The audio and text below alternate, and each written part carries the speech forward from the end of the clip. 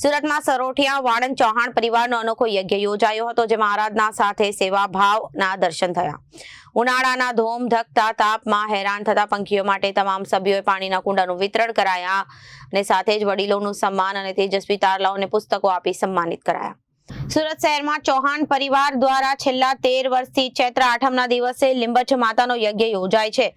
આજના દિવસે મોટી સંખ્યામાં તમામ ચૌહાણ બંધુઓ પોતાના વ્યવસાય બંધ રાખી માતાના યજ્ઞમાં જોડાયા. દર વર્ષે યજ્ઞમાં આરાધના સાથે સેવા કાર્યો પણ કરવામાં આવ્યા. હાલ ઉનાળો ચાલી રહ્યું છે, જેમાં પશુ પક્ષી માટે પીવાના પાણીને લઈ ખૂબ તકલીફ પડે છે. તેવામાં ચૌહાણ પરિવાર દ્વારા એક નિર્ણય લેવાયો. તમામ બંધુઓને પોતાના ઘર આંગણે અને દુકાને પંખીઓ માટે પીવાનું પાણી મળે તે માટે કુંડા વિતરણ કરાયા. લોકોને એક મેસેજ આપવામાં આવ્યો, જો કે સમાજ સાથે ભેગો થાય ત્યારે સેવા કાર્ય કરીએ તો અબોલ પશુ પંખીને મદદરૂપ થઈ શકાય. આ હવનમાં વડીલોનું સન્માન કરવામાં આવ્યું. સાથે સમાજના તેજસ્વી તારલાઓનું પણ સન્માન કરીને પ્રોત્સાહન પૂરું પાડ્યું. તમારું નામ?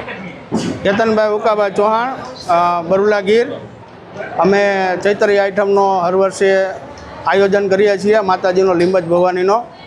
તો એનું આજ સુંદર મજાનું આયોજન કર્યું છે. હળીમળીને બધા ભાઈઓ એકઠા થઈએ છીએ અને પ્રસાદ વિતરણ કરીએ, માતાજીનું હવન કરીએ અને અંદર સુંદર મજાના કાર્યક્રમોનું આયોજન પણ કરીએ છીએ, જમણવાર રાખીએ. આજે ચોપડા વિતરણનું કાર્ય હતું. પક્ષીઓને જ્યાં તડકામાં તકલીફ પડે છે એ પાણીના કુંડાનું વિતરણ કરીએ અને ધાર્મિક પુસ્તકોનું વિતરણ કરીએ, જેના હિસાબે બાળકોને સુસંસ્કારો મળે.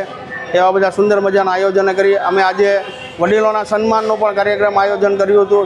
શાલ ઓઢાડી અને બધા વડીલોનું સન્માન કર્યું. અમારા જે પરિવારમાં જે મોટા વડીલો છે, વર્ષોથી સેવા આપી રહ્યા છે, એ બધાનું સન્માન કર્યું અને એવો સુંદર મજાનું કાર્યક્રમનું આયોજન કરીએ છીએ દર વર્ષે, જેથી સમાજ અને બાળકોને પ્રેરણા મળતી રહે. Reporter Arvind Rathod, Janadesh news, Surat.